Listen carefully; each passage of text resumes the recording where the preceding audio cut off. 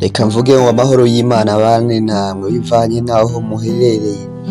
Reka ndabipfurize igitondo ciza, igitondo c'umugisha. Imana yivange mu vyanyu kandi Imana yongere igendane namwe uyu munsi. Ikaze kuri G4G, jewe wumva ni Roy G kuri G4G, nkaba ndaguhaye ikaze hano hantu. Nimba wisanze hano hantu uri mushasha, kora subscribe kugira ngo tubandanye tujana buri munsi. Kandi ubikoze ntaco vyogutwara, ni juste gufyonda gusa, nta n'iminota 3 vyogutwara. Nimba ubikoze uri umuntu w'agaciro kuri twebwe, ikaze. Reka ndakwibarize iki kibazo kimwe: ese nawe hari aho wipfuza kugera? Ese nawe hari ibyo wifuza gushikako mu buzima? Inyishu ni yego, kuko abantu twese dufise aho twipfuza gushika, ariko rimwe na rimwe hari igihe usanga ibicantege ari vyinshi, tugashaka ikintu kidusubizamwo imbaraga. Rimwe na rimwe tukipfuza umuntu atubwira amajambo atwongeramwo imbaraga. Rero uyu munsi ngiye kukubwira amajambo canke ngiye kukubwira ibintu wokwibwira buri munsi iyo uvyutse mu gitondo, nimba ushaka kuzobaho ubuzima bw'umunezero, ubuzima buzira kudendebukirwa, ubuzima buzira gucika intege. Reka turabire hamwe ayo majambo. Ikintu ca mbere co kwibwira mu gitondo uvyutse, ca mbere ni ugushima, gushimira Imana. Iki nico kintu ca mbere umuntu akwiye gukora buri gihe avyutse mu gitondo. Ukavyuka ugashima, ukavuga ngo wakoze Mana ko wongeye kumpa aya mahirwe yo kongera kubona uyu munsi. Hanyuma uhejeje gushima, wongere wibwire uti nimba nashoboye kuvyuka, hariho impamvu Mana watumye nshobora kuvyuka, kandi nimba nashoboye kuvyuka ndacari umukandida w'amahirwe yose, ndacafise ikindi gihe co kurondera, ndacafise ikindi gihe co gukora ibirenze. Iryo jambo ukaryibwira buri munsi iyo uvyutse mu gitondo. Iri jambo rigufasha umunsi wawe, naho ukora akantu gatoya ukabona yuko wakoze ibirenze. Nawe iyo uvyutse mu gitondo ukavuga ngo ndagowe, ngo sinzi ingene biza kugenda, ugatangura kuganya. Akenshi umunsi wacu upfa mu gitondo, upfa tukivyuka, upfa hahandi turi mu gitanda. Niyo wavyuka ugatangura kwiyumvira ibintu vyinshi, ugatangura kwiyumvira ibintu biguca intege, umunsi wawe uzoba uriko urawica. Ikindi kintu ca kabiri co kwibwira buri munsi iyo uvyutse mu gitondo, ni ukwibwira ijambo ngo ndashoboye, I'm the best, ndarenze. Ibi bintu nubikora mu gitondo ukaba ukishiramwo nyene yuko ushoboye ikintu, urashobora kugishobora, kandi urashobora kwiyumvamwo yuko ivyo bintu ushobora kubikora. Sinzi ko urabona iyo umuntu atanguye gucika intege muri we, n'ikintu yarashoboye gishobora kwanga. Akenshi uzobibona, hari igihe usanga umuntu atanguye kugira amakenga y'ikintu agiye gukora, kandi yahora agikora, ugasanga avuga ngo mbebashe n'umunsi nkaba ndabishobora, ukaca usanga biramunaniye kandi kare yahora abishobora. Burya ndakubwira ikintu kimwe, mw'ubu buzima tubayemo canke bw'ubu buzima umuntu abamwo buri munsi, ikintu atangura kugishoborera indani muri we.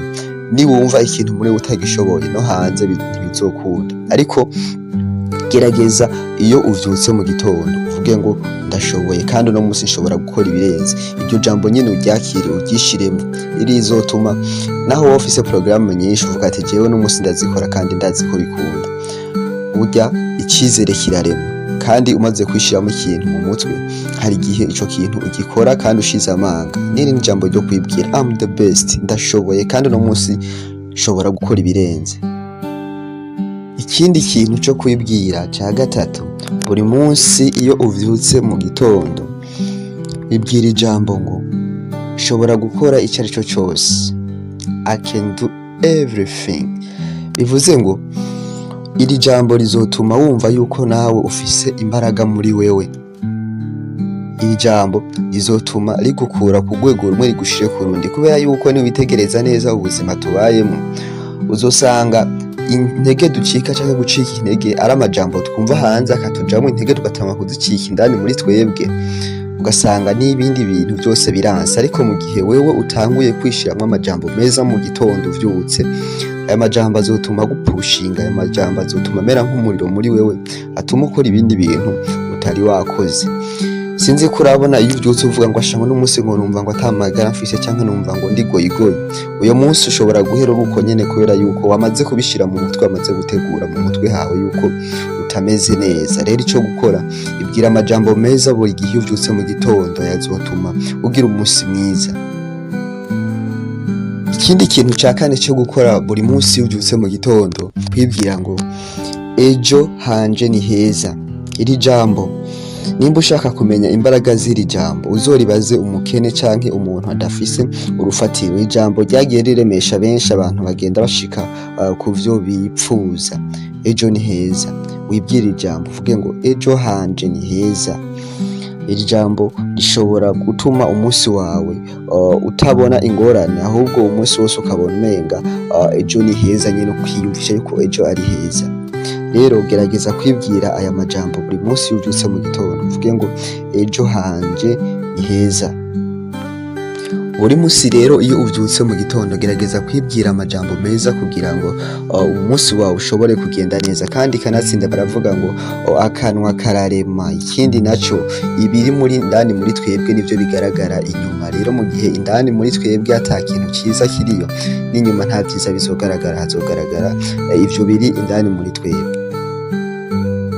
Ikindi kintu ca gatanu cyo kwibwira mu gitondo, rondera ikintu kigutwenza canke ukore ca kintu kikuryohera.